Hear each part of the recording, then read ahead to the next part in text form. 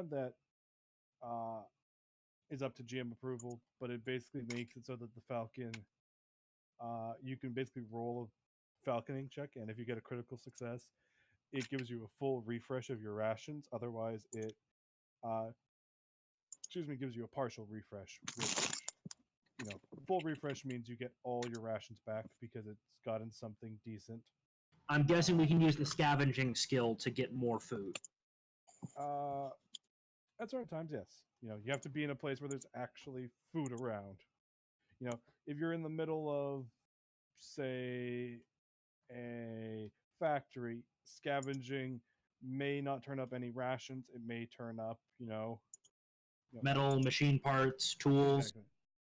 Exactly. Depending on where you're scavenging and what you roll, you could find gear. You could find, and that's what your refresh is also for. Refresh lets you, restore your rations.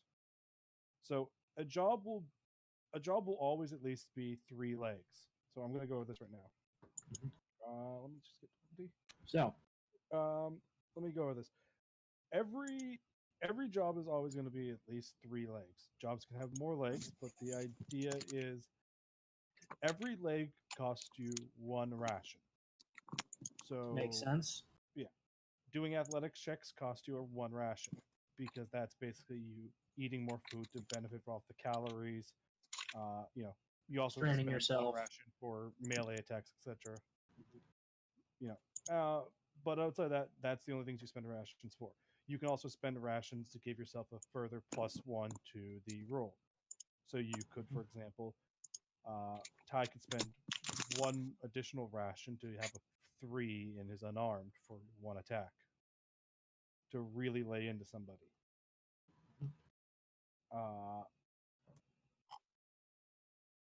That's why. What is it? I think it's the charged quality. Let's see. Charged. The charged quality. Any gear that has the charged quality, you can spend additional charges to give yourself a further +1 to the roll. So most of the guns have that. So if you're really, really worried that you may mess up, you can spend additional charges to boost your roll. Next things up. You spend 1 refresh. You can fully restore all the charges to one of your pieces of gear. So you could fully restore all your rations because in your backpack you have more rations. Mm-hmm. For Ty, you have a little bit more upkeep because for every leg you guys take, your Dronki uses 1 charge, which represents the fact that it, has a battery. And it's using that battery to follow you guys. But on the plus side, that's it. It just uses that 1 charge. But it comes with all its other benefits, the fact that it doesn't make noise, so it doesn't attract zombies. And it has a shotgun, in case you need a shotgun. And in the case of everybody else, let's see. Anything else? Yes. Is anything else that should be noted? I think we're all good. You got UVic specs. Jimpan's got a laptop. Right. So, this is the first session, so none of you really have stress, but you can still do life events to start establishing things about your character and their relationship with your dependents. Okay. Question: do takers have to leave the enclave all the time, or can they kind of stay at the enclave most of the time? Basically, every job is meant to be 1 every week or 1 every 1 every half week. So okay, you're generally trying to set up a score. Then you're using because 1 bounty represents enough rent and enough food to basically support yourself for 1 week. Got it. So that's one of the things is you're also using that time to rest and recover. That's also basically waiting for your upkeeps to come in. You're paying the money upkeep to Got it. Get the well, I'm more referring to does my dependent Jeannie, does she have to go out and do missions and shit like that every week? She may also not because it depends on what's going on. I'm paying for her partially. Yeah, so she's going to be probably once every other week rather than once a week. Got it. And I will say this: she's probably doing lower risk jobs, convoy protection of the traveled routes, things like that. Yep. So since this is your first week, technically, and first session, you guys could, easily do double work without any effects, because you don't have any stress that needs to be healed. Work includes the following things. Hiring employees is useful for if you are trying to sell something. Oh, we have this good that we need to sell. We randomly found something that's not easily tradable, but somebody could want. So we could basically hire a middleman merchant who will hold on to it for us and sell it for us for a certain price, and he'll take a cut. Yeah, which is how you get investment. Basically, investment is that's one of the ways to do an investment. Pursue an investment is also, hey, let's look for something that we can invest money in.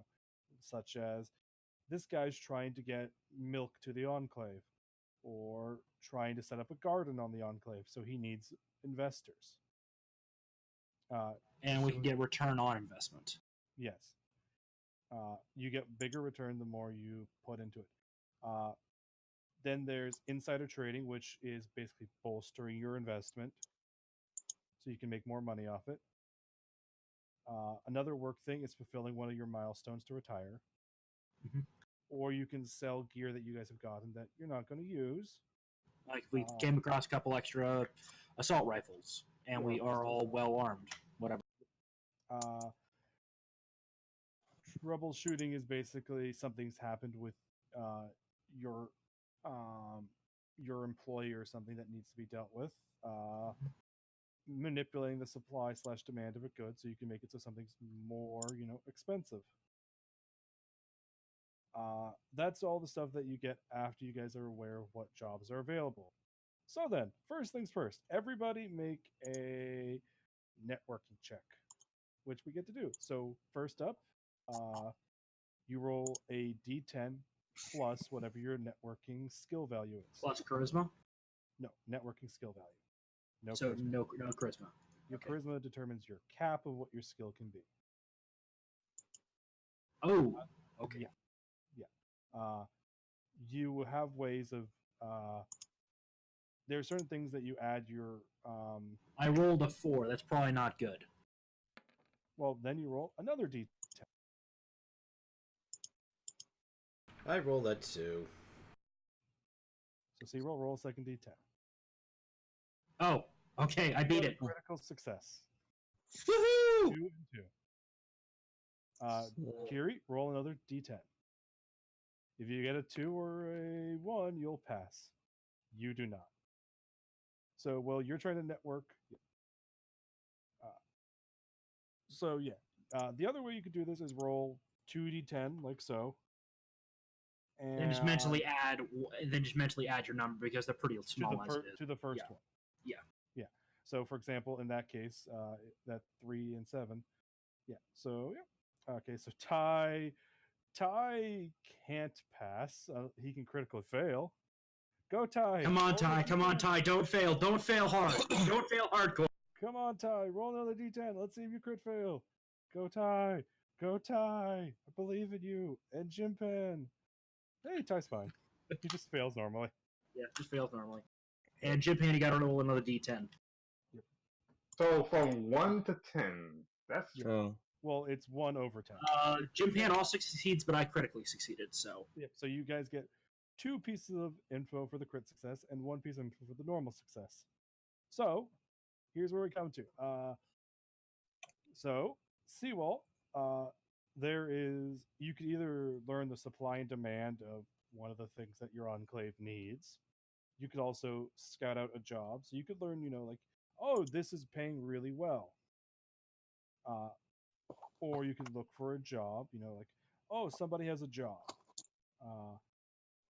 And because of your critical success, you could learn the supply demand cost of 2 items from your enclave, So you could learn the price of both food and fuel, or food and wood, or fuel and wood. Okay, guys, I'm thinking I find out about the supply and demand of two of our important resources, and then we'll have Jim Pan try to find us a job related to that. Can we do that? Yeah. Sounds good. Well, Yeah. I was going to point out, if you guys are doing that, that's not going to be you're finding a job. That's you guys are looking to find a place to get that supplies from. You're setting up your Oh. own job. Okay, so we're setting up our own job. So we're basically got it. Okay. So we're Um, hunting the materials. Yeah, you're basically like, oh yeah, this place has got a bunch of wood, or you're going to the Luddites because they have a bunch of wood. And they fucking hate us. Okay, Mm. I'm gonna look up the I'm definitely want to look up how is the supply and demand of food right Okay, and food. What another one? Food and what? Fuel or lumber? now. I would like to know what food is first, or do I have to Well, decide to look you before? get two of them. But do I have to choose the second one right now, or can I find out then decide what I want to do with the second one? Yeah, you can. You can find out. I'll make the stone bowl prices visible. And Jim Pan technically could give you the third one. Yeah, true. So rather than finding a job, you are basically all going Okay. in on a take. Got it. So, Okay, yeah. so supply and demand are almost perfectly in line, so there's probably not a big profit margin. There's a I mean- slight, but not a big. Well, keep in mind that you combine supply and demand together for the total value of haul for one thing. So, how you figure out how much you'll make off a job like this is you look at each of your characters' hauls. So you have a haul of, let's see, Ty has a haul of 2, and his drone gives him 4 more haul. So he's able to haul in 6. I can haul in too. So that's 8. And then, Kiri, what's your strength? My strength is 2. Okay, so you're at 10. And then Jim Pan's strength will make it at least 11. So you would take 11, that number, plus the supply. Wait, Jim Pan, plus- you're at 2 strength? 1. No. Oh, you're so at 11. Yeah, 11. So you would take that 11, and then you'd multiply it by the supply plus demand, which is also 11. So you'd make 121, bounty off of delivering food to the Enclave. And that's our is that the profit margin? No, that's how much total money you would bring in, and then Got you'd it. subtract your upkeep and stuff. So you would take all your upkeeps, put them together, and that would give you your profit margin. Well, sorry, I'm more talking about what does it cost us to get that amount of food in the first place? Where do we get it from? I Nothing. think that's assuming just we have found to- it. Okay. got it. It's doing something like raiding an old Raiding an old Factory. military base. Yeah. Or- yeah. Okay, understand. or Got it. other rations. Okay. something. I might as well check up what the fuel prices are like right now. Okay, so you're gonna learn fuel prices. Yep. Okay. Currently, fuel is not in a very big supply, or the. So it's only a 9. So you'd make 99 bounty off it. The supply and demand will change, between sessions.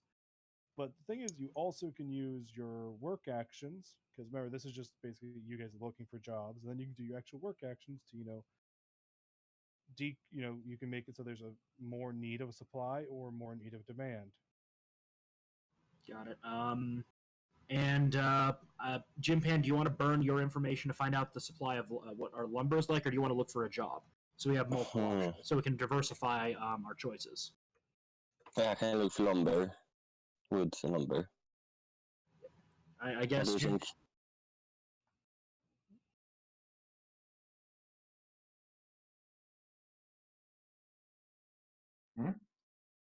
Oh,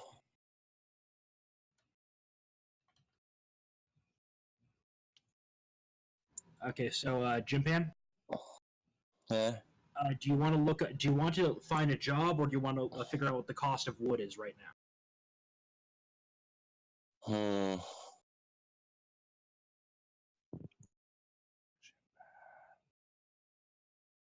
Jimpan. Jimpan. Jimpan's dead. Do you mean to pay him? I'm just gonna say that Jimpan gives you the wood cost. Yeah. Got it. Okay. Okay. There you go. Oof, that's high. Yes. That's 16 times 11. Yep. It's a You got- lot. You guys want to go on a wood run? Sure. And Yeah. you said we also have work actions where we could increase the supply and demand. Yeah. So now since you guys have done your networking actions and there's no more networking things that can happen, we now look at work-life balance. So this is the first session, so you can easily sack your life event to do a double work event. Now, first up, you guys can look for. You guys can do manipulating supply and demand of a good. So, see, well, you could look into increasing the demand. I.e., convincing someone to start a big construction project. Yeah, that's one way. Supply, you could also just buy up some of the wood yourself, or convince somebody else to buy up some of the wood. That oh yeah, it will go up in price if you buy it up right now. You're gonna have to find somebody that's willing to shoulder the cost of buying said wood, but yeah, that's one of the ways you could do it as well. I think it might be easier right now, guys, if we just increase the demand because we don't have a lot of money to fuck with the supply. Yeah. Yeah. There's also, of course, burning the supply. That's something not yet. No. Okay. We're not that evil. It's just Okay. easier to convince a couple of guys, convince one of the merchants to do a big expansion to their warehouse or something that's going to require a lot. Who's the merchant? Siebel, who are you talking to? Well, I am the fucking face, so I guess I'm gonna have to be the one to do this. Well, yes, you're also the one that first said it, so you're Got the first person up. So Okay. you're doing demand stuff because Yep. we're doing work events first. I'm gonna go. I guess I'm gonna go to since I've got decent networking. I'll go to the. Yeah, I'll go. I might actually go to the merchant that told me about the food and fuel situation, and just kind of just try to chat him up. Let's call him. Call him. I'm just gonna. His name is Schmitty. He's gonna be our go-to merchant. You guys Okay. all agree? Schmitty is the go-to merchant. Yeah. Yeah. Yeah, I'm gonna go to Schmitty's kind of warehouse and shop on the mid. All right.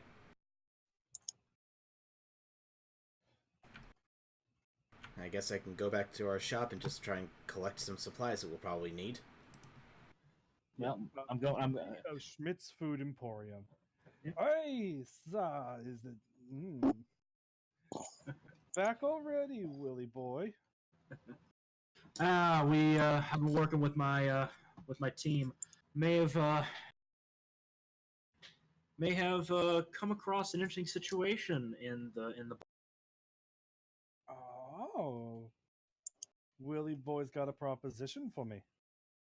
Well, I know you've been planning on doing an expansion to your to this place. Get a bit more space. We can get some more food. And Oh yeah, I have. I might have a line on. What the lumber situation's like. Oh, costs going down then, eh? Costs going up, Ooh, that's so you may want to buy now. Buy now. Buy now and start the work. You know what, Willie boy? Willie boy. I can see about doing that. Get it now while it's a bit cheaper, but it's still pretty costly. Willie boy, if I do this for you, I need you to do something for me. Oh, what's that? I've been thinking about something. Our enclave, we're decent on food because of trade. We were able to trade up with a lot of things, but I think we could really utilize some mini farms. We got certain areas where we could set up some hydroponics, some mushrooms, etc. A some greenhouses on the on some of the unused upper parts of the state. Yeah, there you go, Willie boy. So if you That would can, also increase the demand. That would also increase.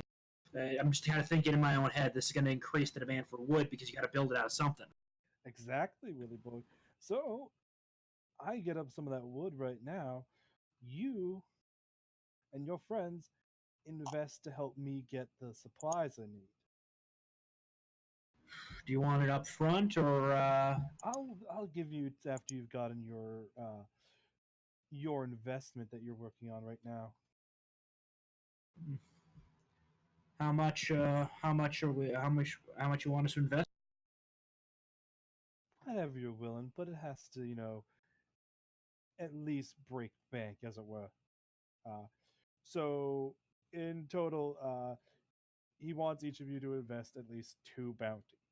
Oh yeah, I was thinking like the entire group invest like 20 or 30 of the bounty we make from. That's a total of 8. Yeah. I mean, that 8 Yeah. is still a lot considering that's enough to, But we're dealing with 11 times 16 Yeah. for the wood. Well, I'm just giving you what the minimum is. You're going to, but Schmitty will. Yeah, 100. We can get 198 out of this job. I think we can easily invest a lot more. Yeah. So yeah, Schmitty will buy some stuff which will make it so that the Demand is higher. Yeah, or the supply is higher. You'll find out in a second. In exchange, after everything is done, you guys are going to have to take some of your payment and you're going to be investing in his thing. Speaking of which, Before we make a full agreement, mind if I talk to my team, make sure they're okay? Yeah, I'm okay with that, Willie. It shouldn't be more than maybe 30 minutes. Okay, yeah. So also, Sewell, you can make me a sensitivity check. I am also going to use 1 charge of my glasses to increase it by 2. So you just go over to your glasses and you click the little tab down thing by charge. So there we go. Yep. There you go. And that will give you another +2 to your charge, to your roll. So you'll be rolling with a nice +3. Oh, fuckered that one up. Even with a +3, I still lose. Yeah. Don't worry about that. That just means you don't know what the risk is going in. So of this. Well, look, we've got a good payday. We got a good potential payday coming. We only have to invest about 8 bounty in it, and that's not a lot from the payday. And I'm thinking we invest a little bit more and play a little bit risky. Yeah, exactly. As long as you guys can make your money in. Schmitty will. Well, I've got to talk to the team before I agree to this. So nothing has gone forward yet. Yeah, it won't go forward until the rest of the group all agrees to put in some bounty. Yeah. So that will be your work event, and coming back to Schmitty will be a second work event because you're basically negotiating with him, and that will let the others all roll their sensitivity. Okay, got it. Which means Understood, that potentially all of you will one of you will find the risk. So Jimpan, Kiri, and Ty, you can all roll sensitivity checks.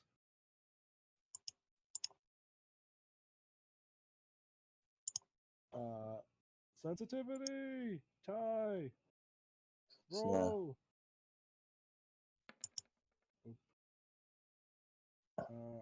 You can do the just 2d10. Yeah, guys, just roll the 2Ds and just do the math in your head. It's a lot easier. Okay. Yeah, that. So I rolled a 10 total then. You 4 over 6. Yeah, 4 over 6. Remember, your first number you want it to be higher than your second number. That's the mechanic. Oh, so first number has to be higher than the second. So in that case, no. Yeah, because that's the entire idea. That's why the dice that. Jimpan succeeded. Oh, and Ty critically failed. You're like, this is a good investment. Blue is 100% aboard. He's 100% aboard investing. Jim Pond rolled a success. So yeah, actually, you guys are aware of the risk. Food Emporium. Let's see how many. Ooh, that's actually kind of funny. Liquidity and risk. So if you guys look at investments, you can now see a liquidity is how many sessions until it pays off. So, so the thing is, next session it won't pay off, but the session after next, because one whole session has to pass. So, and it's got a risk of 4, meaning that, actually that's really good for you guys. So it's a fairly moderate to low risk investment. It's a low risk investment because without any modifiers, he only doesn't make money back, 30% of the time. Okay, so otherwise we break even. Yeah. Well, yeah. What it is if he passes the check, which is just he rolls a straight D10, plus any insider trading you guys do next session. If he passes, you guys make back your money and more. You make back 50% more. So you can make a lot of money. If he fails, you lose 50% because it didn't turn enough of a profit. And is this going to be a constant thing, or is it just a one-time? It's a one-time thing. It's him basically paying you back for stuff. Got it. Understood. Yeah. In the case of it not coming back, it basically means turns out nobody was really interested in buying mushrooms right now. Understood. I think it's worth the risk, guys. I think we should put up a decent amount from our we only need to put in, and I'll just say the equivalent to 8 bounty. We only got to put 8 bounty into at minimum. We can kind of decide how much of the haul we want to dedicate to it after we figure out how much we got when we get back. I assume by 8 bounty you mean like between all of us and not 8 each, right? 8 total, 2 each. Okay. So it's it's actually a very low investment with, though not a high rate of return, a kind of a moderate to low risk, based on what Jim Pan is telling us. And it should return on investment pretty quick. So it's not going to be a lot of money tied up. Worst case scenario, we lose a little bit. This is very concerning. I still like it, but it's very concerning. Look, it's not. I don't think it's a lot of money to have to pony up. In exchange, we can potentially get a higher price for the wood we do get a hold of.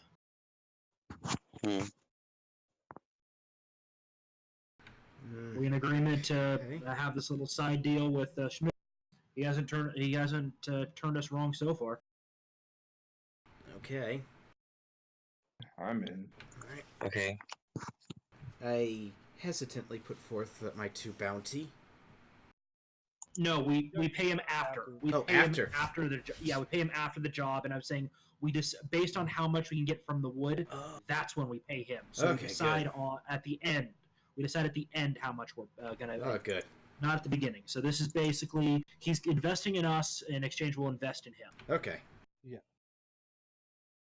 Yep. Well, I guess, guys, get your gear out.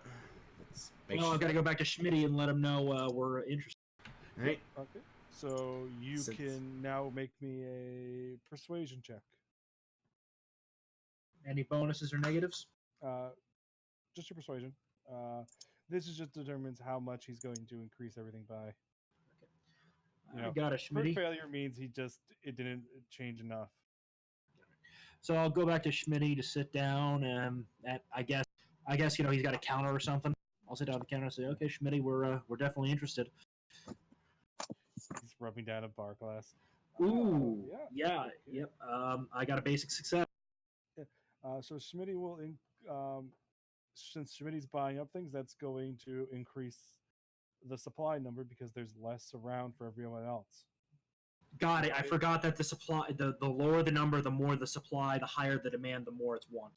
So he's eating up supply and demand. Yeah. Sorry, supply. now then, so that's your two actions. You invested in Schmitty, Yep. Yep. or rather going to. Yep.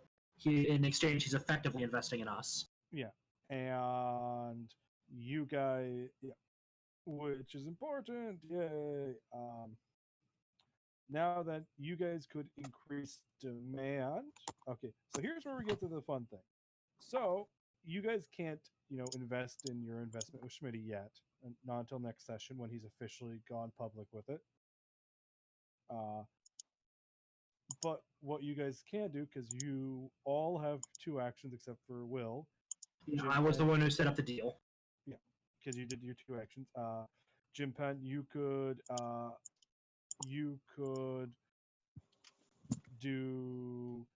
look for another investment for later on. See if there's an investment around. You could also try and manipulate the demand. So could Ty, so could Kiri. Manipulating demand would basically be puffing up the fact that everybody needs lumber. Yep, Everybody needs lumber. they do. Okay, so Kiri, do you want to try and do that? Do you want to puff up people about how they need lumber? All right, and that would be what check? Well, I mean, what's your tact? How are you going to get everybody to, want to buy some wood? Force it. Okay. Okay. Well, word on the street is apparently there might be some kind of big project coming along. Needs a lot of wood. So. That'll actually get people to go out and get wood. You're wanting to tell people to build. To what? You want to convince people to. You need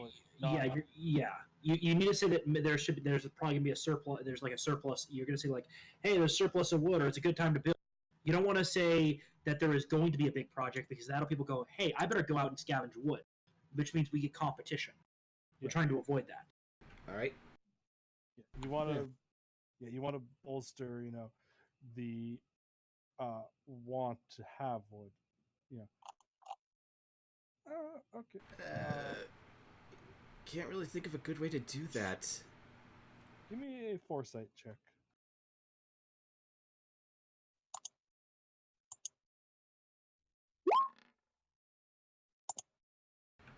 Oh, crit success. Okay.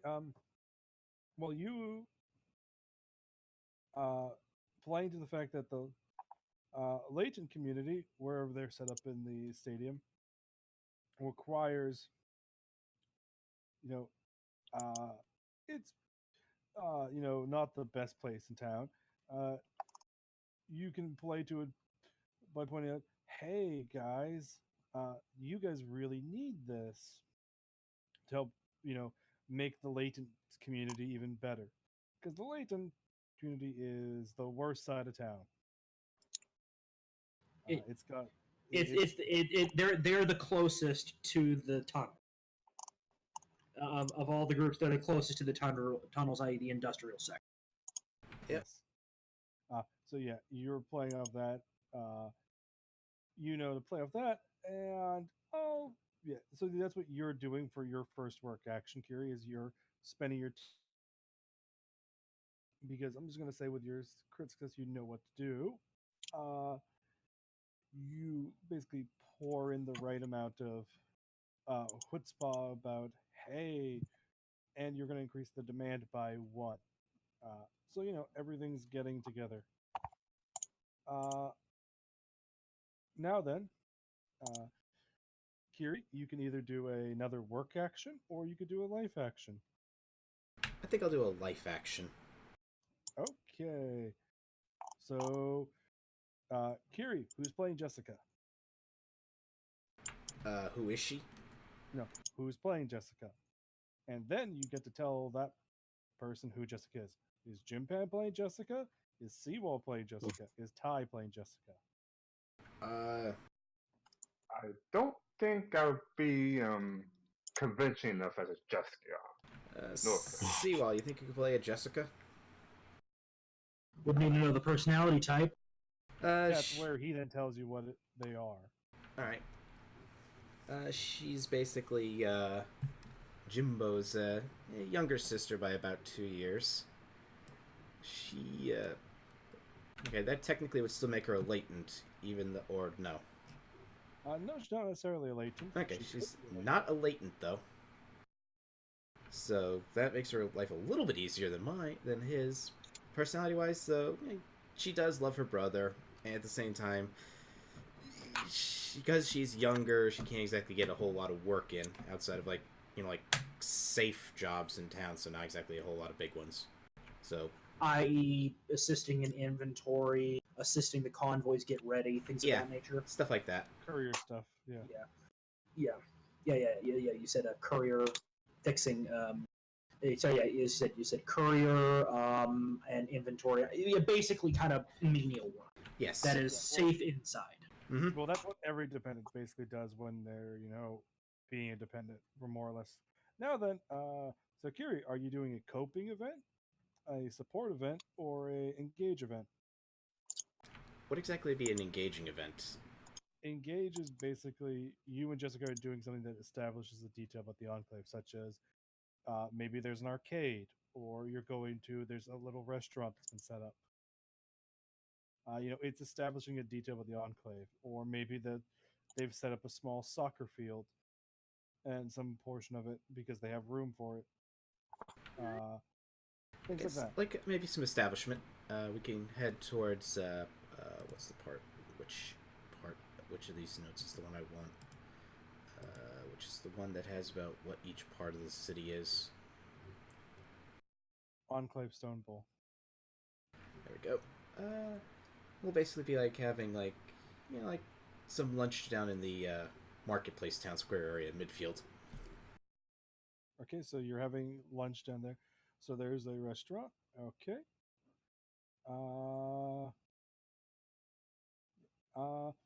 So Let's put it as a subset of midfield. Yeah. Mm-hmm. What are you eating? Eating primarily like a very, very light meat dish. Like very little meat, but it's mostly like a lot more of like vegetables and fruits and stuff that can be easily grown, but with some meat here and there. Okay. Okay, so yes. So Jessica, you're having one of those fancy marketplace salads. It's an actual salad with a bit of grilled chicken brought in from, out of the Stone Bowl district, with actual like leafy greens and some fruit, including some slices of tomato. Well, big bro, when did you get all splurgy? Is there a job that you've done that you didn't tell me about? Yeah, this Jimbo basically takes the mask off. Yeah, got a job. It's gonna probably pay pretty well. Figures splurge a little. Yeah. Hey, if you need an extra hand, I've gotten a lot of practice carrying things around. Well, once we get back, you could probably help out Schmitty with some stuff there, because it could be quite good. A good deal. Come on, I've been cooped up here for months. Yeah, I know, but I mean, look at me compared to you. I'm kind of one of the lucky ones out there. Believe me, I don't want you to have to deal with this shit. Fine. Look, I care deeply about you, sis. I don't want you to get hurt if I can avoid it. I know this may sound patronizing and stuff, but you're basically all I got left as far as family goes. Don't want to lose that. Yeah, true. Besides, think of it this way. In a couple of years, you'll probably be starting to head out doing some jobs. So, in those few years, I could probably give you like some tips here and there. Maybe some, close walks outside. Get a feel for what's out there. Nothing too dangerous, at least not yet. Hey, I'm not planning on joining the Black Mass or anything. Those guys are crazy. I mean, fuck for that. These guys give me the heebie-jeebies. And I don't think they know I'm a latent. Doom, doom, doom. And I don't think they know my condition.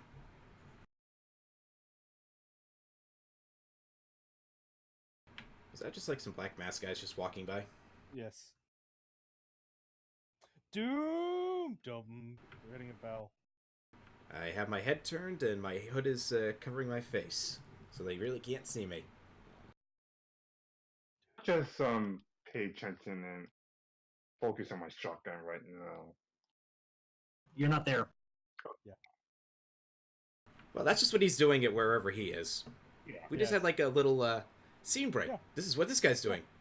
Yeah. Cleaning my So shotgun. that's what- Scene break back. Fine, just don't do anything stupid while you're out there. To be fair, you've seen the company I keep, right? No, you got a drone. You got a drone pilot with you, so Yeah. and a drone. So That at least I mean- reduces some of the potential stupidity we might be dealing with.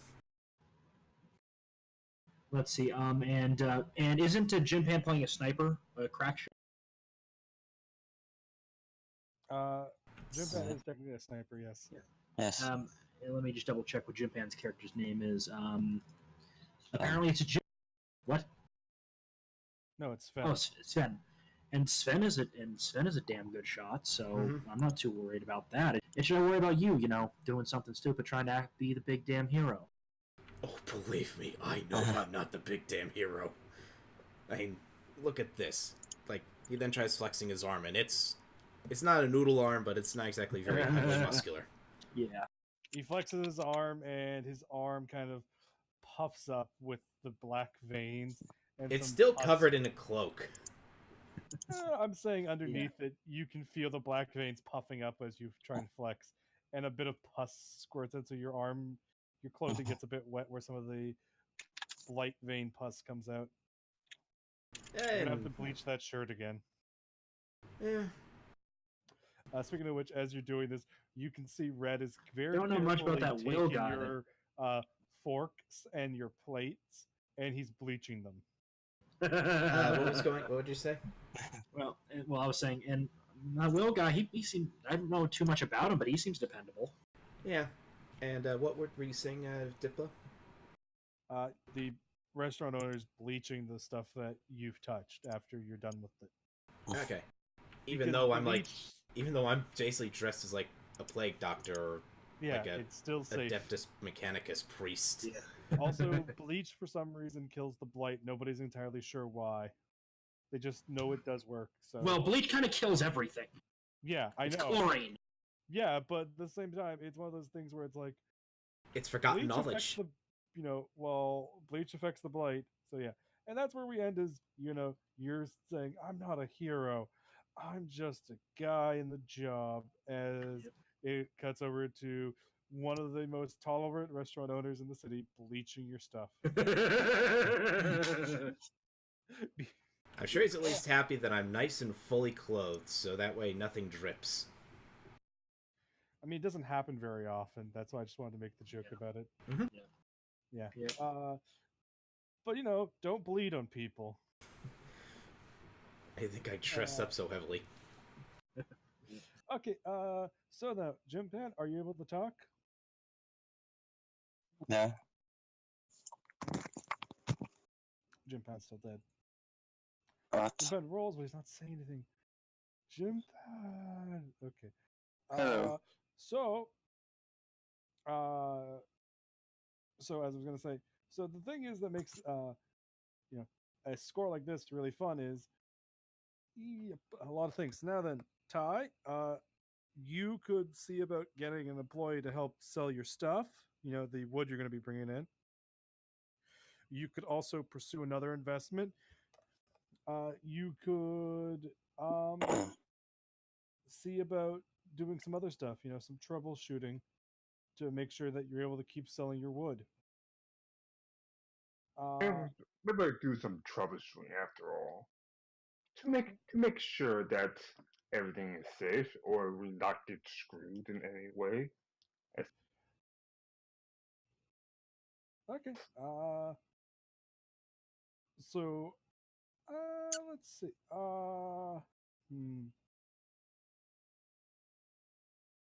Troubleshooting, as always, the most fun thing ever. The most fun, because it's not like anything can go wrong. Okay. Um, let's see. What's the trouble that could potentially?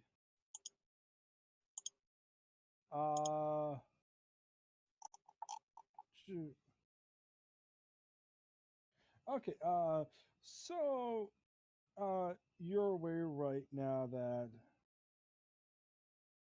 uh, you know, you're going to be trying to sell this wood. You're going to obviously need to. Your troubleshooting is going to give you as you're scouting out. This is the automatic thing that you get. You're going to need you're going to need to hire an employee to help you sell it. So this is where we get to a fun thing. So a score where you gather up goods like this and you haul it back, you can only sell up to a certain number of units per session. This represents basically, people actually buying it. The supply and demand. Having employees means they're able to sell more units. So you guys can get 11 units, and each employee basically multiplies how much you can sell. It's a volatile good because it's 9 and 9, so you can sell 3 units easily. And you also have somebody that will basically buy those units that you know about, i.e., everybody's favorite, Schmitty. So, you can get 5 of your 11 units sold. Half of it up front. The other half will basically, have to be divvied up over the next few sessions as people buy it. Diplo, out of curiosity, with could we basically do the investment as giving him a couple of those units? That's what I was implying. Yes. Okay, got it. So we can get basically the investment is we give him some of the wood so that.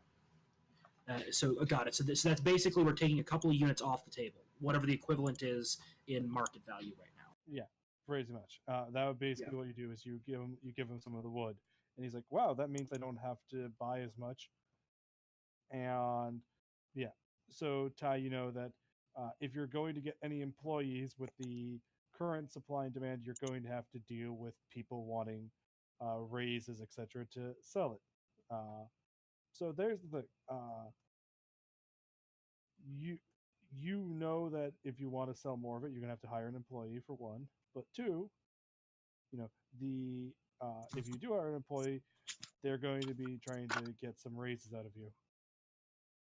So you know basically the current economic standard is going to hit you hard, or not so much.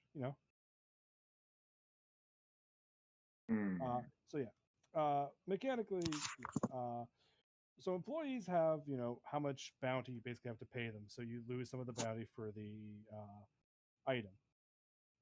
Just a little bit representing the fact that you're pretty much paying them on commission. Yeah, that you're paying them to sell the wood, which means you get to sell more. In this case, you'll be able to sell 3 more units.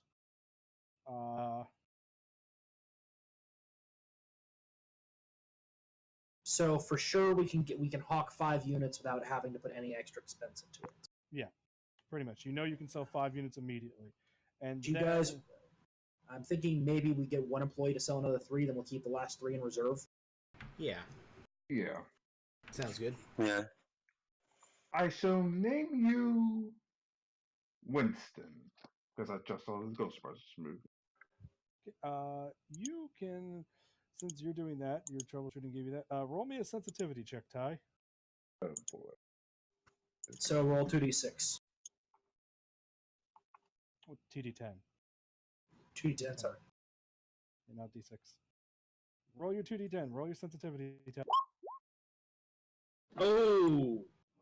Yay, Ty, you actually did it. Yay. Critical success. Nice. Okay, so Ty, you set yourself up for the interview process. You know you're going to have to do some raising and stuff. Roll me a persuasion check.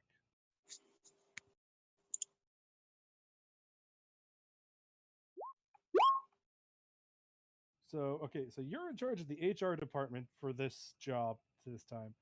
So there you go. So hey, you didn't fail, so you don't get a meth addicted transient. That's the example. I love it. What it is they put the example is failure. You get a person that's addicted to meth who's who travels around. Crit failure. That meth addicted transient is wearing a pantsuit, so they look like they're respectable. I love the examples in this book. Just set your head to go. Well, you got Why a crit did I success. hire this dude? So you got a crit success. So you find Will. Will has got the most obvious weapon ever. He's got himself his own katana. He's kind of wants to be a taker, but he's not really doing much yet. Will since he's good at selling things, he'll make his roll, and that will determine how much of a cut of the lumber he takes from you guys. Based, but as he's talking to you, he's like, "Man, if I'm going to be doing this, I'm going to. Hey, so you're my new boss, right? Blue. Yes. You want me to get you some wood and stuff? Make That's a good the- deal for you." Well, that's the idea of it. What Okay. are you thinking? Well, I think I can push this over the top. Just with this market, I can easily get you 3 units out the door pretty easily. All right, So- I'm interested. Okay, so I can guarantee you 3 units, but I'm gonna want a bigger cut than I'm normally getting. Normally, I would take 2 bounty of the cost for trading. I want 4. And is this per unit he's selling, or is it Yeah, he for the gets whole 4 lot? of the bounty. So Per unit of sold. Yeah. 4 of them. So it would go from basically you get 18 to 14 for those 3 units. Because that's his cut. Per unit, 14 per unit. Yeah. Do you guys? You'd have to go to us to ask us. So you'd have to make a decision yourself or go to us. I He will has go. to make the decision himself. I shall go. I shall go. I shall go. Ty, guys, I'm trying to talk here. Ty, you have to make the decision yourself. You're doing the work by yourself. You have to make the choice about this. You can't call on the others. That's the. Can we maybe negotiate on 3 and maybe see how you do? 3. That's pushing it, man. It's real pushing it. If we're gonna do 3,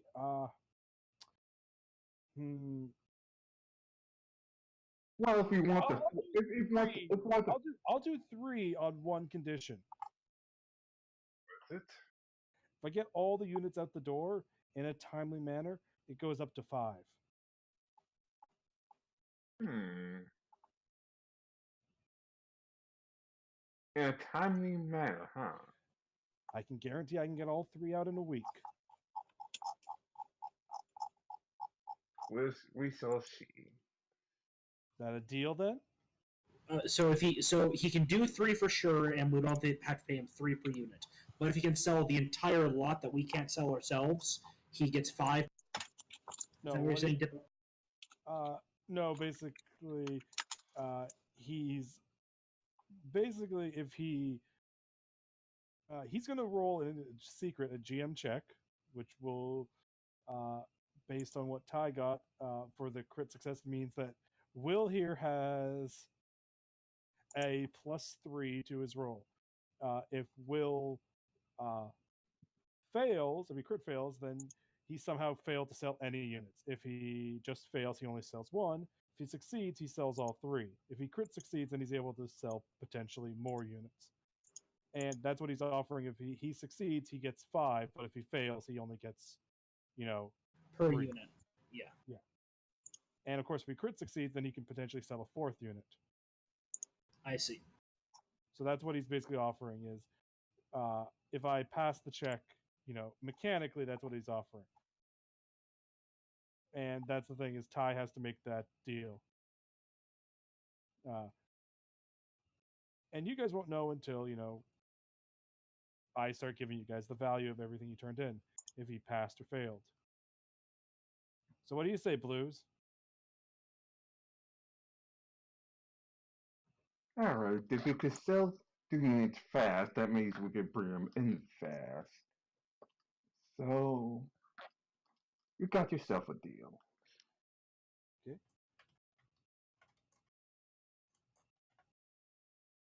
So And we that way only we could potentially bring in more money as well. in the short term, yeah. Yep. So I'm gonna secretly roll what he gets. Let's see.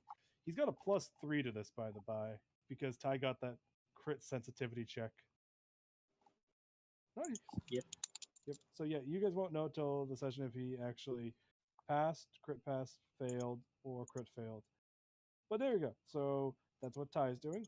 Ty, do you want to do a life event with Reggie? Now you just call my brother on the phone. Well, he lives in the Enclave, Ty. Oh, okay. You're not bait, Ty. Oh, The- no. Yeah, you have to be bait for your family to not live in the Lost. I mean, technically, there's another way with stewards, but stewards don't have to, don't have to give you their family money because their families, well off because some of them are working in the recession. And I've added to the VIPs William the Ninja Negotiator. Oh, boy. Nice. Hey, little brother. Okay, What who's you doing? playing your little brother? Pretty much, No, pretty much who? just Who? Seawall or Kiri or Jimpan? He is a dependent. Another player plays him. right. Well, we want to play something who's just breaking into puberty right now. Puberty boy. Well, I think I know exactly where this is going. This is going to be a support event. Who is willing to play a kid that's confused about puberty Okay, and is starting to feel attracted to girls? Actually, I would raise his age about. Okay, raise his age about 13. Yeah, still, I'm still making that joke. I don't know. But who wants to play a 13-year-old? Keep in mind, this is just for this scene, which is actually the fun thing is that it can keep being. So let's say, for example, with Kiri, it can keep being Seawall that does Jessica. Yep. Or someone else can play Jessica for a scene. So it's up to Kiri each time that he does a scene with Jessica, who plays Jessica. So who wants to be Reggie? I.e., Ty, pick who you want to be Reggie. Any volunteers?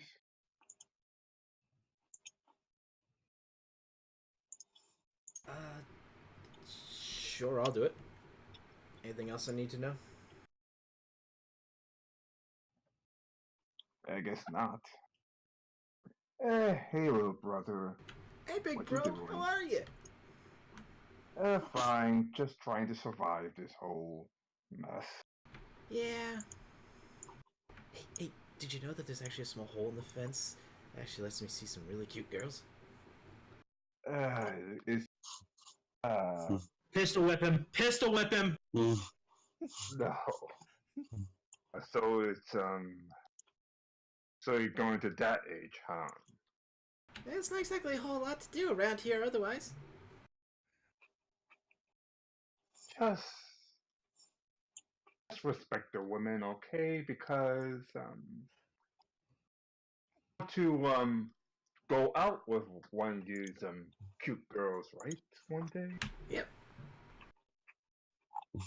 All right, so just respect the women and be gentlemanly, unlike your big brother. So be the opposite of you. Pretty much.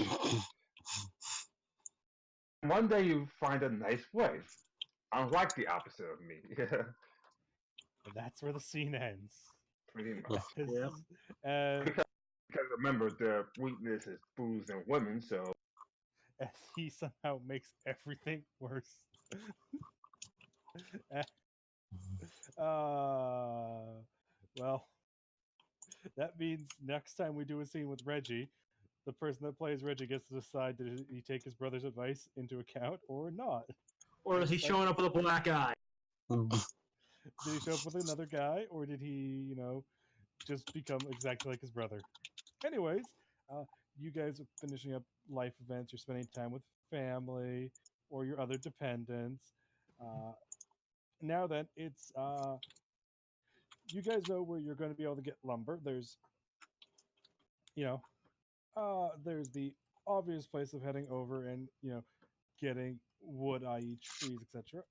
There's more importantly, to the south, there's a pallets factory, or rather, there's some pallets down there that were used for storing other things, and that never got used, so you could basically drag them out. A shit ton of pallets. Pallets, pallets, pallets, pallets, pallets, and other lumber from a Home Depot. It's been weathered and it's good. So, let's say this is a 4-leg journey. So 4 legs there. Now then, when do you guys want to do your interlude? Do you want to do your interlude immediately, as the gates to the football stadium are opened and the noise of the enclave fades away as you step out? The air is cool and crisp, a bit dry. It's not getting wet just yet. And you can hear the distant hum of the wind. Outside of the football stadium, which, dampens all that sound, it's quiet out on the Lost. You can hear a gunshot for miles because, well, there's not noise pollution anymore. Everything is, just quiet. Casualties don't make noise after all. Mm-hmm. Making sure my suppressor is nice and securely attached. Yeah. By the by, casualties, the zombies don't make noise. That's how you can tell they're different from vectors. Casualties only make the noise of their jaws clicking as they rush you. Okay. So, That's them trying to bite you. yep. I'm making sure my shotgun is well armed and All right.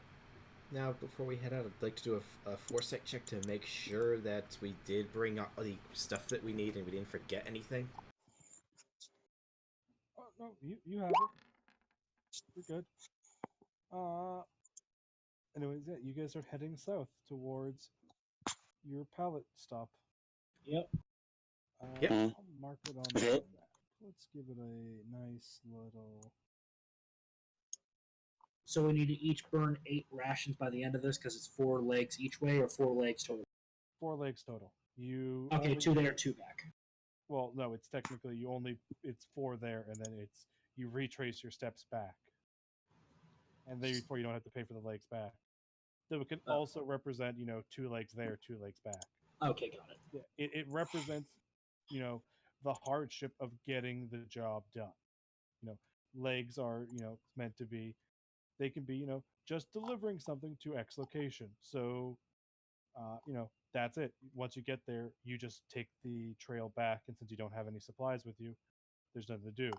Other times it could be we're trying to deliver the supplies to this other settlement, like the Luddites, and once you get there, turns out they also actually have a supply thing that they need you to send back, and thus it's 2 legs there, 2 legs back, but you get a bonus.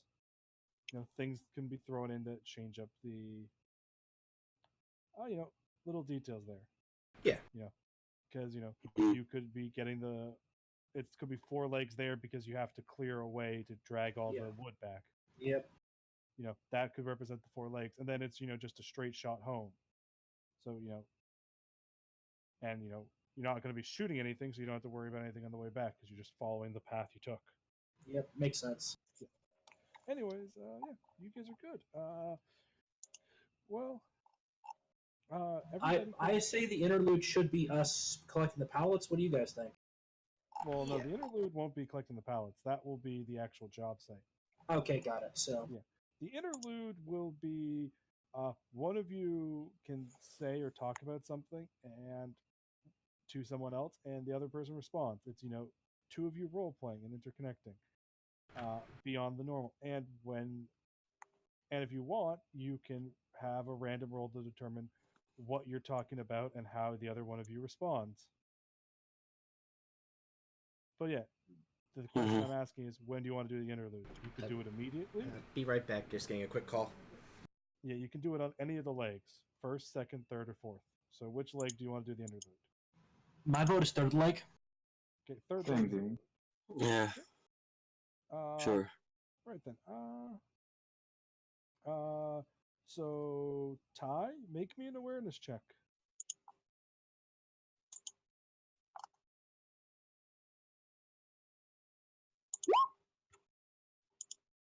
Okay. Don't you have a bonus to your awareness? Yeah, about to say plus the 5. Yeah. Plus the 3. Yeah, so that's 5/3, so that's a success. As you guys are continuing down on the leg, you see in a backyard of house area, a campfire's been set up, and near that campfire is a lone older woman as you're scouting ahead, and she seems to be cooking some large animal.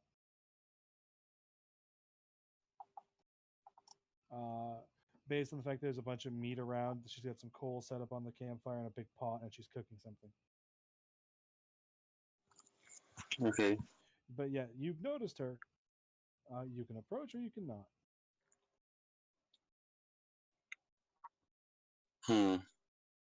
I'll leave this up to the face man of the group.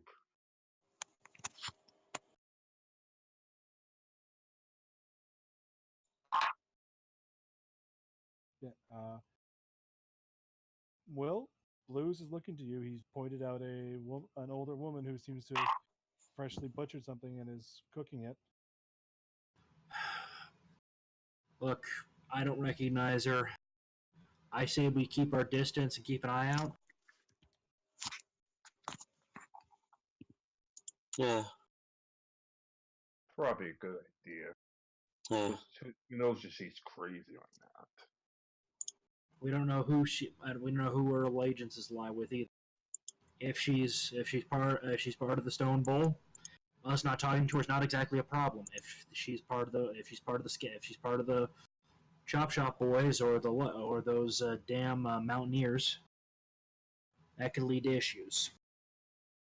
God forbid she's part of the Black Mass. We deal with those guys every day. Remember, we got the Black Mass Merc. Does it mean I don't want to deal with them on job? Same here. Yeah, They burned down that supply yard just because there were a couple infected inside, and they didn't have enough ammo. You know how much wood we lost because of that? Don't get me started. I barely had time. I barely had enough supply. I barely made rent this month.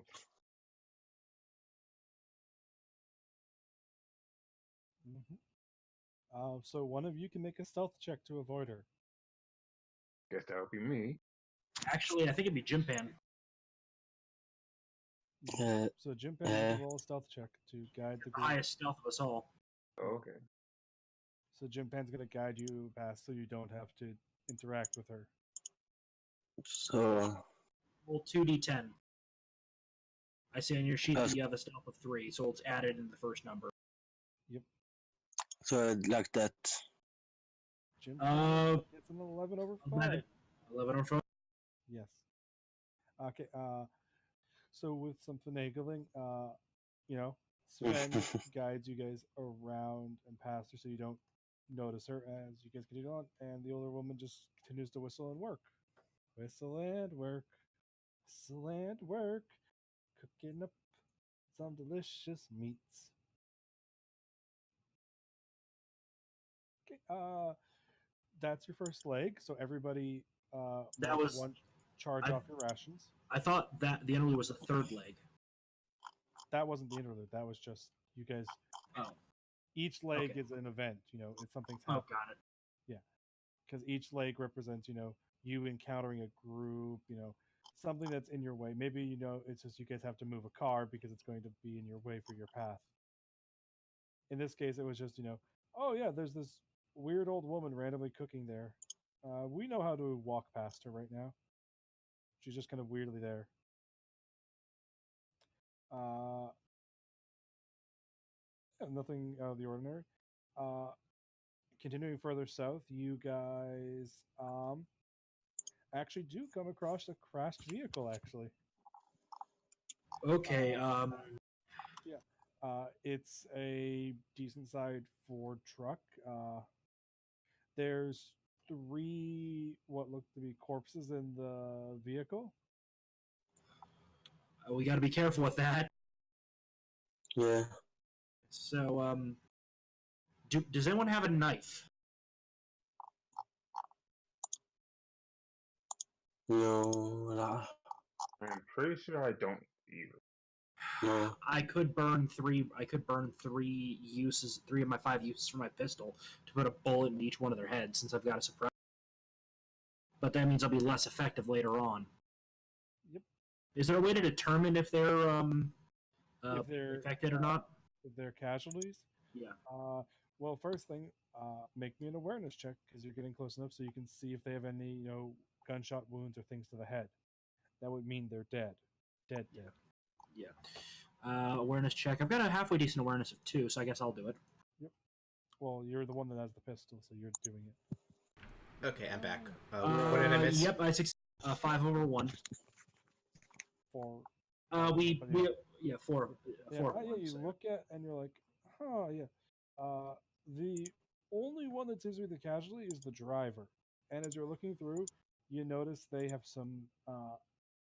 They seem to be fellow takers. Other 2 are dead. Yeah, it seems the other 2 are dead. Something happened. They crashed. Their buddy is now a casualty, and it's not doing anything right now because, well, it's seatbelted and it's a zombie, and there's been no food around, so it's gone into what they call torpor. So it's just sitting there.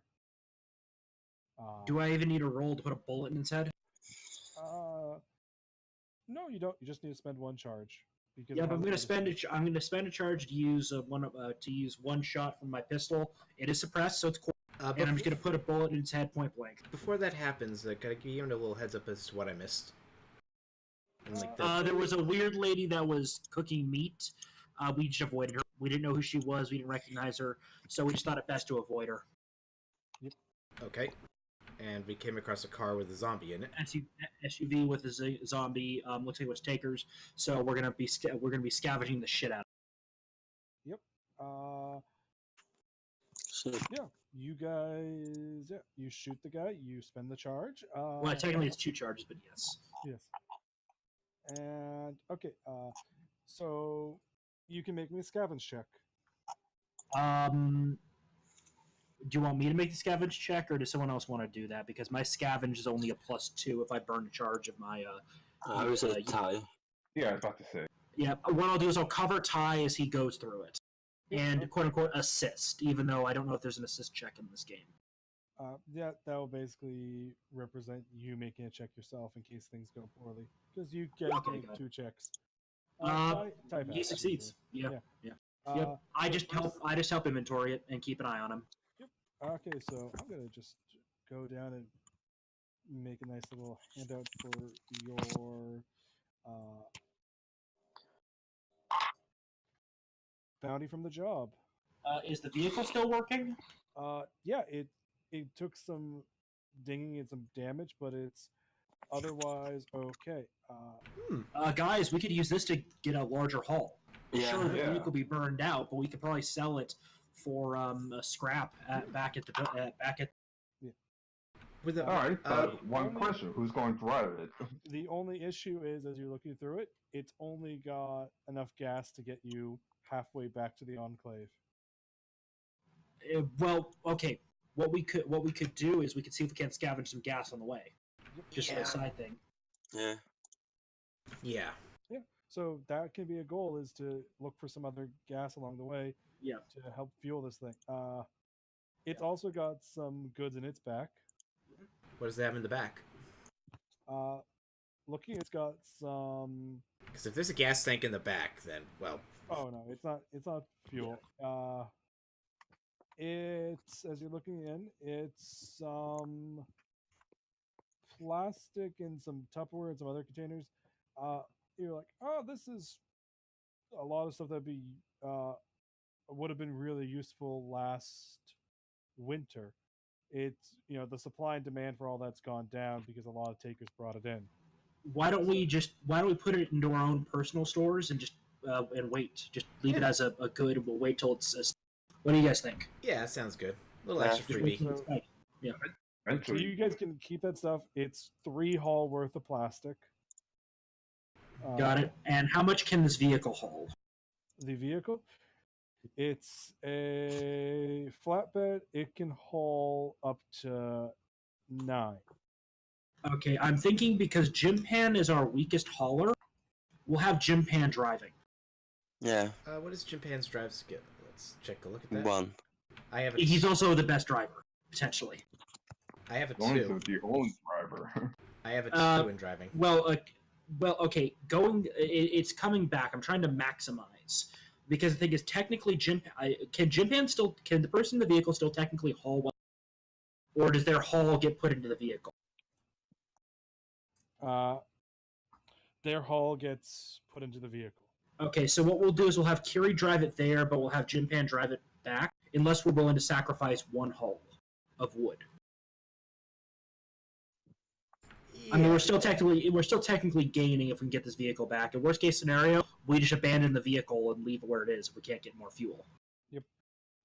You also scrape out Yeah. the zomzoms. Yeah, you also- we're pouring bleach on shit. Yeah.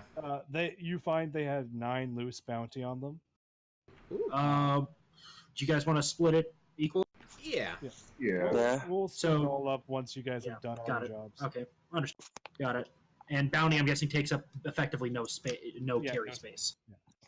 Alright, So that's- once we guys, and it has plastic. The plastic's value is 6, and there's 3 haul of it. So it's worth 18 bounty. But we're gonna save it. We're Yeah. gonna save it long term. Yeah. And you can sell it now. Basically, sell 1 unit of it. And nah, we're just gonna put it into storage. Yeah. We'll wait for it to. We're gonna wait for it to spike. Yep. Okay. I mean, we could sacrifice the plastic and just get more wood if you guys want to go down that road. But I'm thinking that we diversify it and store a little bit of extra. Yeah. Yeah, diversify. Yeah. Yeah, because if wood bombs and what you call spikes, then we have Yeah, it already. Classic spike. Then we'll probably sell the vehicle since I don't think we'll be able to maintain it. Yeah, right Uh, now it's which will be what one of you can do. Yeah. Next session is sell the vehicle. That is a possibility as well. So, if you use the fuel to get it there, you'll need to get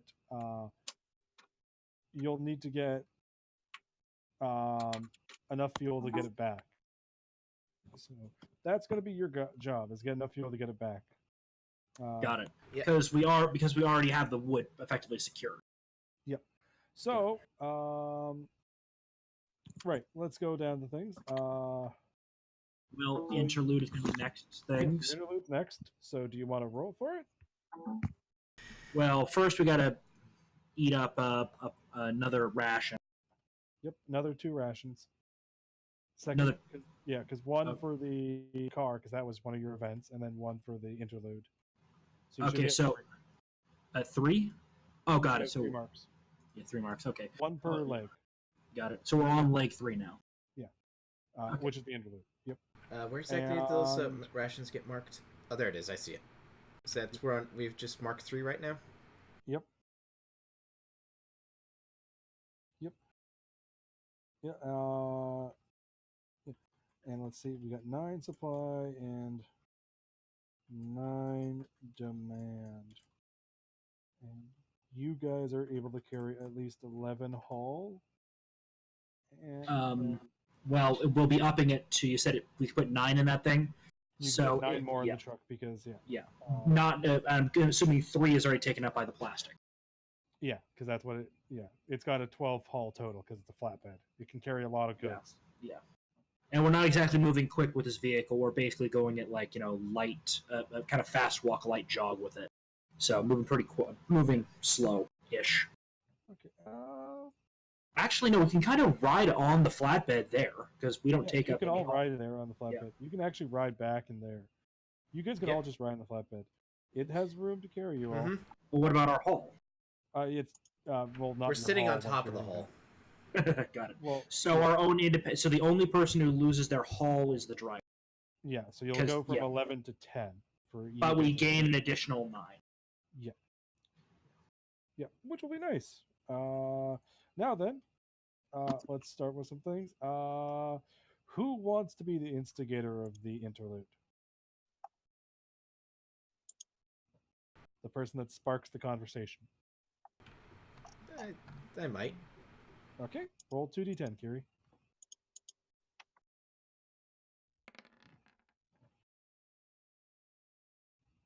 Okay. See, 3 to 9. Okay. So Kiri, you.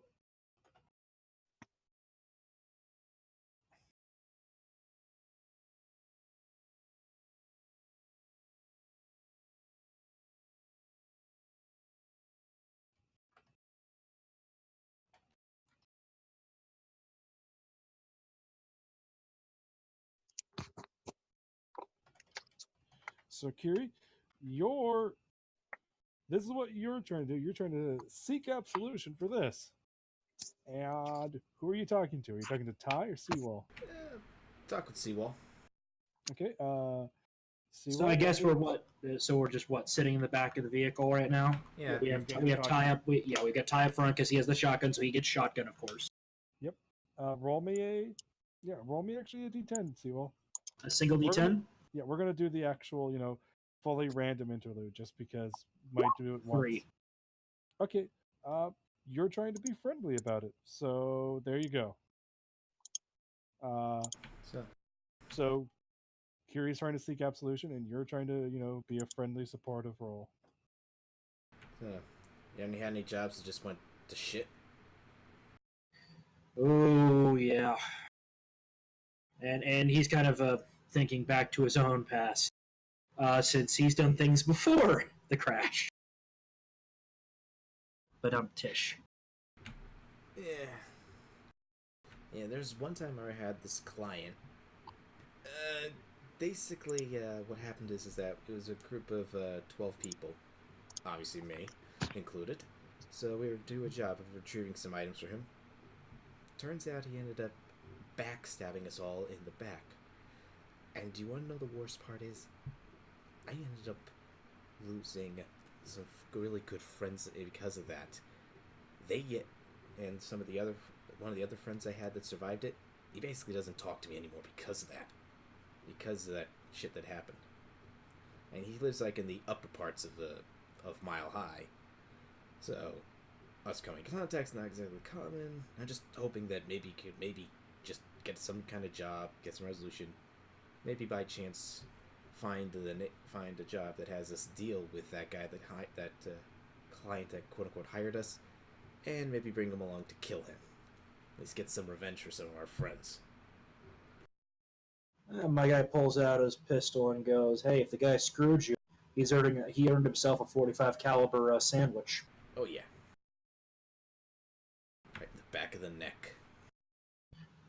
Nah, you're gonna want to go for right here, and he points to the back of his head, nearby the brainstem, base of the skull. Gets him every time. That's if you're wanting to be merciful. Just leave him shot in the neck. He's still alive, paralyzed, quadriplegic, out and let nature take its course. I use hollow point rounds. Shooting someone in the neck's gonna blow the neck apart. Well, at the very least, it would be quite cathartic then. Witnessing all that viscera explosion. But hey, Guy screwed you. Unfortunately, it sometimes happens. But since you lost your buddies, if it was just just a little bit, if it was just a little bit of bounty, that happens. Life sucks. You got to move on. But losing buddies, that there's only one way to pay that back. Yeah. Lord knows I've done more than my fair share of getting payback. If you ever come across the name Cromwell, give me a heads up. That's the guy that hired us. I'll keep an ear to the ground. Yeah, and with that, you guys and your interlude mark off another ration because you're driving. So we're at what? We're at 4 now? Yep. But because you're driving, you get to skip the event. Oh, nice. Because you can drive. That's what makes cars really good. They basically act like interludes. Got it. So I guess we'll break into a couple of teams. We'll have our scavenger. We'll have our scavenger go out and see if he can't find gasoline to get us back. The rest of us will just start getting the wood together. Yep. Okay. I mean, worst case scenario, We get the car. The car got us here, so it saved us some time. Exactly. Yeah. So now then, who's scavenging? Of course, me. I guess Ty. me. Okay. Ty, make me a scavenge check to look for fuel. Ooh. Yeah, you're searching around. We'll get back to Ty. Is anyone else helping scavenge? I'll help. I'll help out. I'm gonna burn out of the use of my EBIC specs. Okay. Spend it. Spent it, and I might have succeeded in finding fuel. Yeah. You find some fuel. You're going to be able to. Together, you and Ty are doing that while Kiri and Jimpan are gathering lumber from, this location. You're gathering it up. It's a Home Depot that hasn't been raided yet, along with some other stuff, some trees nearby that people have been using. Well, you two are doing that in the quiet. Bringing over, setting up the lumber. You got the 9 units into the car. As it, 6 units. There's 3 units of plastic. No. It can. That's the 9 units it can hold beyond. Oh, it can normally hold 12 total. I see. Yeah. So we're getting an additional 9. So actually, we are getting a very good haul out. Yeah, you're getting a huge. Yeah. And question. Where on Yes? the sheet would it be? Is like if I wanted to mark off a charge using the flashlight, for example. Oh, I Yes, see. There's a well, charge You go to button the right gear, there. Yeah. Yeah, I see it. Yeah, and your flashlight's solar and stuff, so it Yeah, owns so one like of the shape ones, when so it- you don't actually need to spend charges on it. Yeah, so like as we're like gathering some of the material, like if there's like some dark areas, I just use the flashlight to illuminate that, in case there's like Yep. maybe some other nice things to get or Uh, alert of possible danger. Well, you're doing the lumber thing. So, as you two are doing that, gathering up woods, you guys notice some other people also here, and they kind of pause and look at you. Jimpan, Sven, and everybody's favorite, Jimbo. These guys are. There's 3 of them. They're setting themselves up. They got some backpacks. They got some supply stuff. They're decently armed. The one guy in the lead's got some carpet armor on. Okay. And so does one of the other guys. They have carpet armor, the best armor. Yep. The best. And they've all got some weapons, and they're seem to be setting up to haul. And they look at you, and they look at the wood. Do they draw their weapons, or is it more No, of they're not shooting yet. They're just. And the leader guy starts approaching you. He's wearing a mask as well. It's just a very simple porcelain mask, and he just looks at you. hi there? Hello. Can we help you? You're taking supplies from our territory.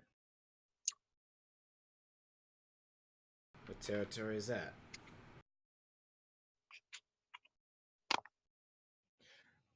What territory is that? You don't know? No. Oh. Southside boys. He holds out a hand. Could you repeat that? You kind of broke up a little on my end. Southside boys. I bring my hand out and shake it. Jimbo, from the Stone Bowl.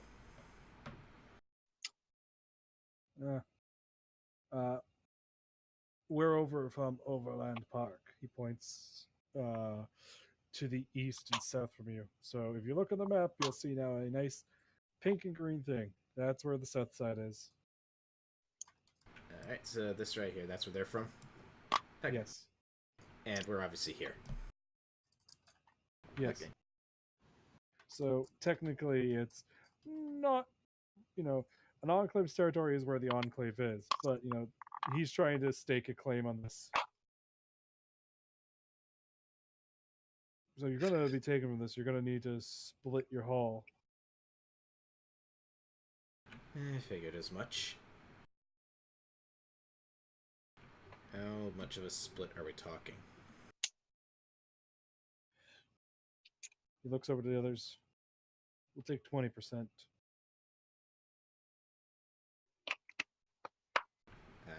To Sven and just like tilt my head. So, do we do that? They start nodding to each other as the other two are setting up and gathering up some of the pallets and stuff. So it seems they knew about, the rage for wood as well, and they're trying to capitalize on it to make some money. Ty and I guess, are still busy. Yeah, you guys are too busy to be doing that, so you're not there for this. And he's just kind of waiting for... So you're saying yes? Yeah. Okay. Yeah. Good, that works for us. And he'll leave you be. So, there we go. So, the leader of the Southside Boys will be coming with you to get his share of the bounty, as he'll help you actually unpack and get everything up onto the truck. So we don't have the full 19 that we can carry. We're a little bit lighter. No, he's going to... It's going to be the afterwards he'll take his cut. Yeah. He's going... Of the 19... Well, actually, now it's going to be 20, because he'll be hauling one. You'll then take the section that you sell off. So whatever you sell this session, he'll take 20% of it. All right, so we So keep if 80. you say made 100, he'll take 20 bounty. Okay. If you guys made 200, he'd take 40. So he's just... And because Kiri agreed, didn't negotiate, which is both good and bad, because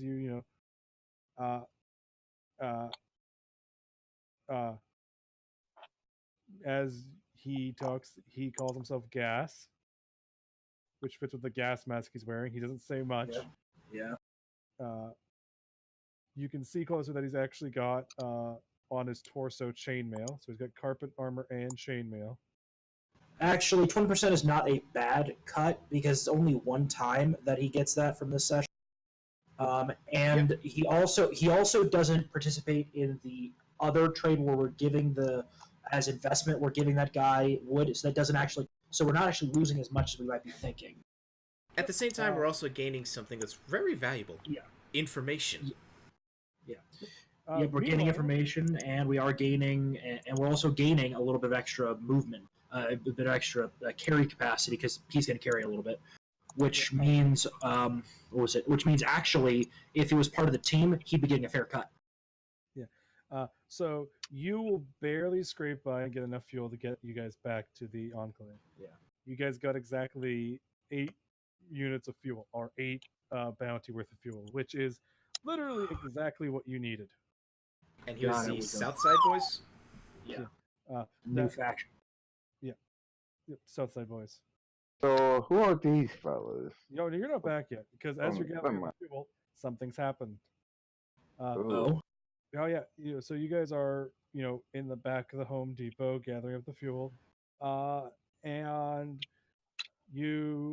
that's when you hear the click, the of something clicking its jaws together. Shit. From the back room, a single casualty is stumbling out. You crit guys, fails.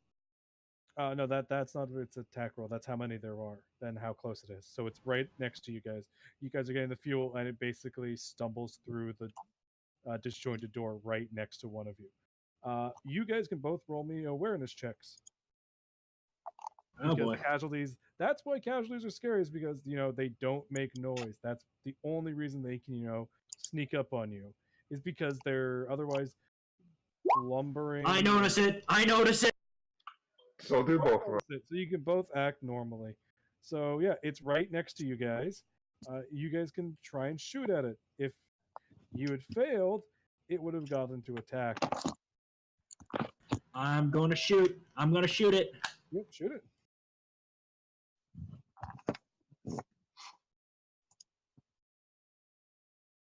Oh, nice.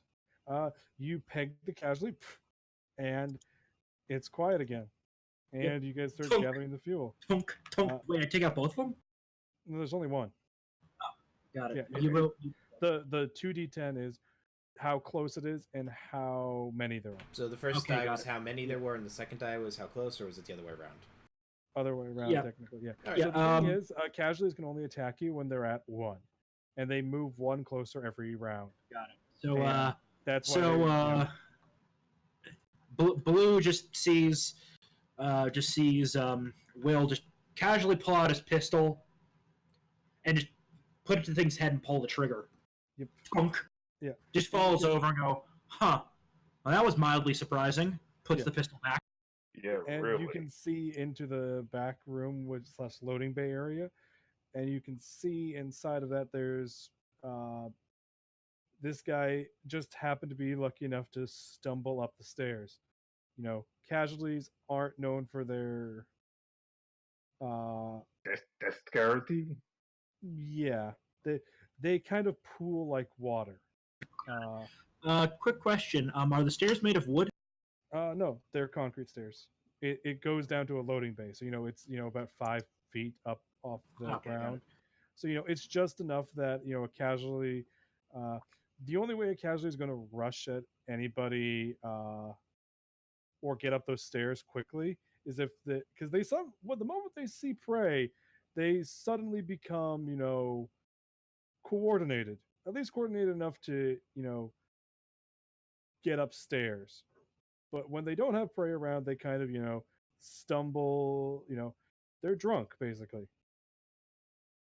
And you can see in the loading bay, there's 9 more casualties just kind of bumping around. They aren't paying you guys any attention. They're just stuck in the loading bay. So you could ignore them or you could take care of them. But Don't have that much ammo. Yeah, just quickly get the fuel and leave before. Is the Yeah. loading bay door closed? The yeah, outer that's bay why door? they haven't left. I'm just going to, as we finish collecting the fuel, just close the loading bay door behind us and just knock a shelf over. And then, is there like a mark that people make when they found Yeah. some casualties? Yeah, he's just gonna mark next to the door that, hey, there's casualties here. Yep. Okay. Just grab a can of spray paint off the shelf and just do a quick spray of that. Just be a nice guy to the next guy. Just have that metal shelf just tipped over so they can't. You can also make a scavenge check on this casualty if you want. To See if there's any loot on them. I'll do that.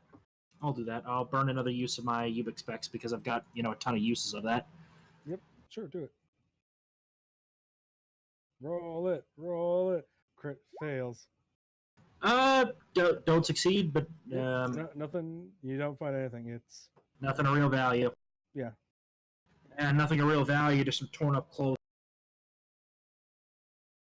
torn up clothing, some infected flesh, and that's when you guys return, help fuel up the truck, and Notice the new guy. yep, the Southside boy, Gas as he's calling himself, looks at you and nods. Okay, so now Ty and Seawall have just met Gas. Yep. Yeah. They have Blues. Yo, who's the new guy? Gas from the Southside Boys. They're located right by the old Overland Golf Course by Ruby Hill. And they're going to help us out. What's going to cost us? 20% of the bounty that we get. So basically, like a cut until we probably would have normally gotten. Not the best deal ever, but hey, it works. Might as well be friendly. Yeah. Let's get loaded up then. Yep. We'll gas it up. We got just enough. We'll have to sell the vehicle when we get back because we're not buying fuel for this. Yeah, it feels a bit pricey. But good enough for a one-time use. Not to mention the maintenance. Yep. Yeah. So you guys can sell it during next session. You can't sell it during this session. Okay. Yeah. Which, by the by, if you don't sell it, it starts to you have Rough. to pay the upkeep for it. Yeah. You either have to either keep it or you sell it, basically. Yeah, beginning of next session, we'll have to sell it. So that's going to be one of your work events.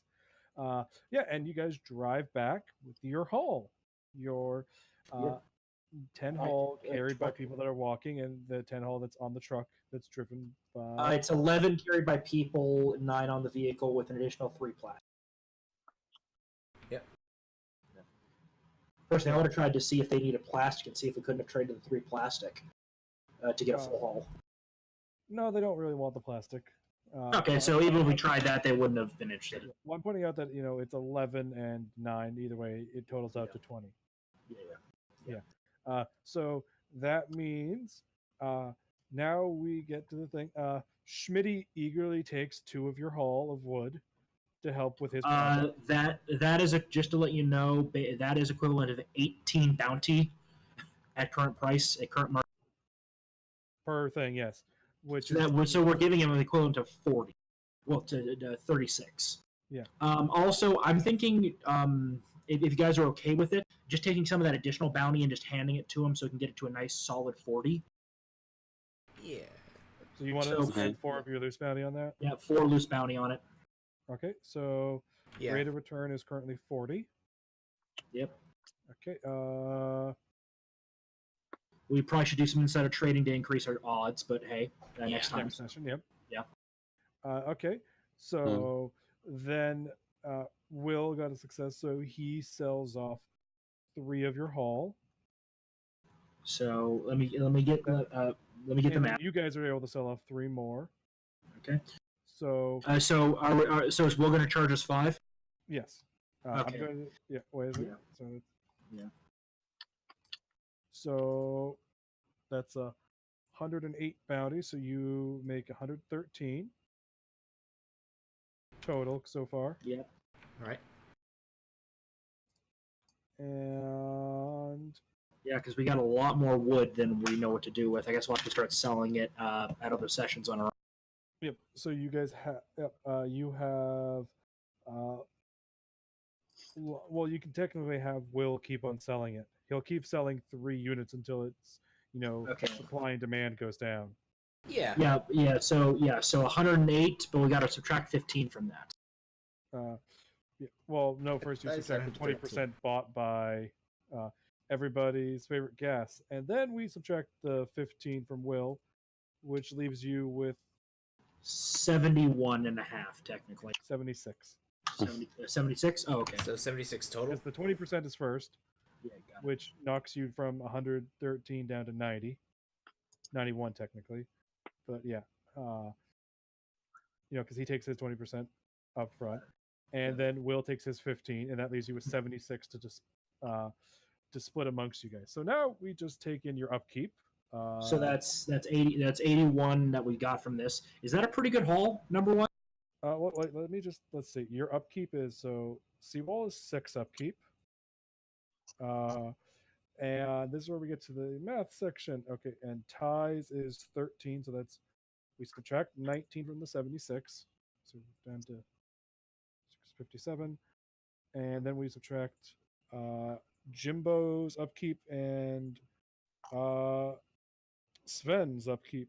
Which tab does this say our upkeep at again? It's on the gear bounty near the bottom. I'm gonna quickly check for both Jimbo and Sven.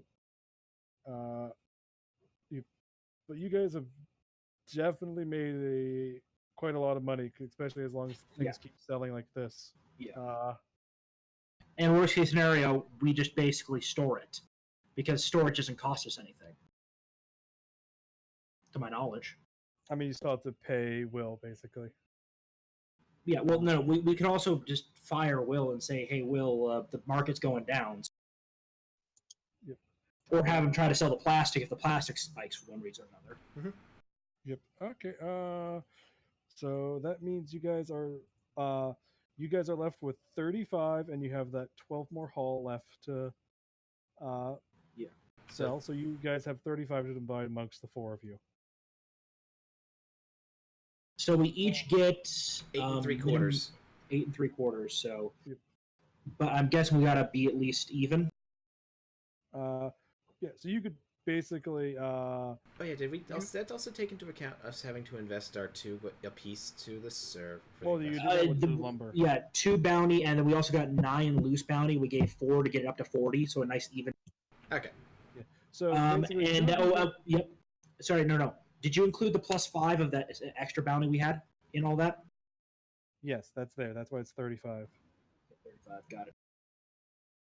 So you guys could, as is,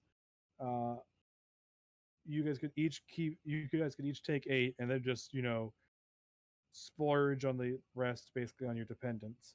Yeah. Which would generally be what would happen. So you guys walk away each with 8 bounty. Got it. So I walk away with 7 bounty as I spend 1 3/4 on on Jessica. No, 3/4 is the splurge. Oh, 3/4 is the splurge. Okay. Yeah. Okay. Yeah, basically you're all splurging together. You're all basically pulling up and paying like let's buy this for all those people around us. Yep, I'll pick up something nice for Jeannie. Yep. Now let's see. Yeah. I think there's a section to put in your bounty. So if you go down, you'll see savings near the bottom. So go down to savings on the gear and bounty page and put in 8. You now have 8 in your savings. Where is there it is. Just put an 8 in anywhere in there. Yeah. Specifically, probably the right side. I'm betting that. Will actually. Yeah, there you go. Goes in nicely there. That's an increase. Yeah. That's your savings. Savings can be used for all sorts of things, fun things. Yay! Oh, so can I also add that 3 spare bounty that I never spent during character creation and add that to the savings? Yes. So your savings would be I 11. think I sold everything. I bought everything I could. I needed it. Yeah. So just make sure your savings are your total bounty. So there you go. That's what your current savings is at. Nice. And you can spend savings to buy upgrades, etc. Yeah. Actually, because this is kind of end of session, I didn't need it. I'm going to quietly step away and make a phone call. Okay. I'm gonna see if I can get some support, i.e., in the form of additional bounty. Will Command do an airdrop of additional bounty? Their general response is going to be no, because you haven't done anything for the DHQS yet. They'll note that you want some additional money for supply runs, etc. Yeah. So basically, yeah. Well, this is my request for this specific session. Other sessions I might make other requests. They're noting it for later, as in it's no right now. Once we've sent you a thing, we'll give you a little bit extra. Got it. Yeah. And next session, will sell 3, and that will make you guys are gonna make some nice bank next session. Yep. Yep. Well, we're gonna insider trading. We've also got to look into with our networking, see if we can't figure out if the wood prices are still high. If they're still relatively high, we'll sell it and just kind of eat the loss of 5. Well, what's going to happen is the wood price is going to stay the same. It's every session I'll roll for an event that will happen while Got you it. guys are on the So- job. That will affect Okay. things. So theoretically, it could be actually even more expensive. Yeah, wood could go up.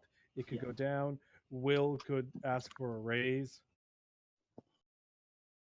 That's an entire Do possibility. we get any stress? No, you don't get any stress. We did just fine. You guys just got really lucky this session and made off well. I had to fire 2 bullets, but those are pretty easy to replace. That's covered part of maintenance. Yeah, that's what your upkeep is. So all your charges go back down to 0.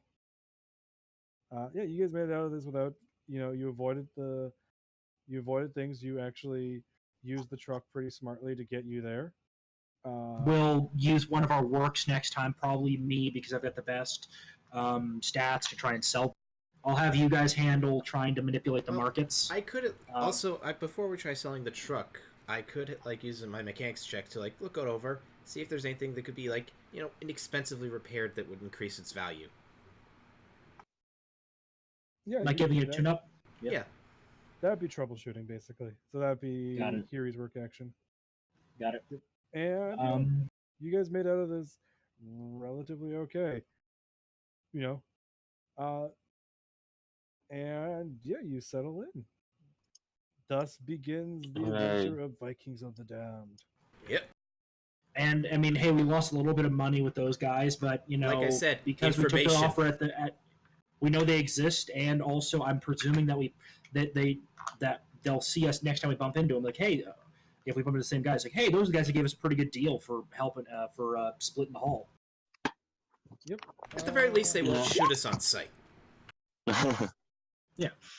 Shoots you on sight. Why? Yeah, and I just love that one zombie just kind of walked up and and I just turned around. Hello.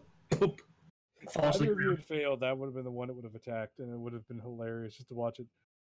It's like, what? Oh god! Get it off! Get it off! Get it off! Yeah, and I didn't set up, and because I got a suppressor and I'm using subsonic ammo because I'm using a 45 ACP. Because I think I use my shotgun and learned all Yeah. the zombies. Oh yeah. Yeah, I just kind of poked my head into the room where it came from. Goes, oh, that's not good. Closes door, spray paint symbol of their casualties here, and then pushed a metal shelf in the way, so they're not getting out of that. And then they started whistling. I'm walking on sunshine. We're walking out, I guess, Yo. with a can of fuel. Yeah, my shotgun trained just in case. There. Somehow, some way, out. But yeah, as I said, he just whistled. I'm walking on sunshine as he walked out. So Yeah. this went off pretty well. I mean, we didn't get full output, but the thing is, we can't sell everything at once. So, And we still. how happy was Schmitty that we're heavily investing in him? I'm very happy because you basically gave him all the wood he needs to finish up. So Yeah. he just needs to hire people to do And the bounty we actual- gave him might actually be enough to cover most of that. Yeah, that bounty will basically cover, 2 workers to, do this, and then, 2 more to do something else. Like he can basically, cover getting everything set up. You Yep. 2 carry the wood up there, and then you 2 build the thing. Yeah. And then he's just going to need to hire somebody out to provide him the, the dirt and, seeds that he's going to need. So yeah, basically we covered at least half, if not more, of that investment. So the best part is that you guys technically could take the job to gather the, fertilizer and seeds next time. Yeah, that actually might be a good job. It may not pay very well, but then again, it could also just help guarantee that the Well, Well- could we make that investment a recurring thing where we're effectively the owners and he's just managing it? Yeah. No, there is a way to actually start up a small business like that. Yes, but you'd need to negotiate that, etc. Basically, like, look, Schmitty, we brought you pretty much everything you asked for and did the job at a discount. We want long-term partnership in this deal. Yeah, potentially. But then again, maybe Schmitty's already got people lined up for the work. You'll find out next session. Yeah. And speaking of which, let's see what the event for next session is going to be. Let's see. Oh yeah, there we go. So that's what's going to be happening. So yeah, the good news is So every session for now until things happen, will continue to sell 3 units. Okay. So at the end of every session, I'll mark off 3 units, and then I'll cut off Will's, his cut Yep. wages. And that'll be added to your end bounty. But that doesn't cover your break point, because there is the potentiality that things go crazy and then he's unable to sell anything because of, anything from just a random fire to other things. Yeah, and what was it? We sold 6 units and 2 units consumed as part of the investment. Yep. So that means we had 20 units total. We sold 12 units left. So 12 basically, units. Wow. it's going to be over the next 4 sessions that your lumber is going to be sold off. Can't we sell it ourselves, or are we at the end of that? Yeah, you can only sell off your initial supply because Okay. That's what Will's there for. Will is basically, he's got to hawk it. Yeah, he's hawking it because you guys have to do taker stuff. Yeah, worst case scenario, we get a little bit of extra money out of it. I mean, we got a pretty good haul for session 8 units just to store. Yep. That's enough to keep most of us going for at least one bad session. Yep. Yeah, exactly. And unless I roll 1 for the trouble that happens, because every session there will be a trouble. Wages rise, wages stagnate. If wages stagnate, that's actually good for you, because it means that things are slow enough that basically Will's only making the 4 bounty version.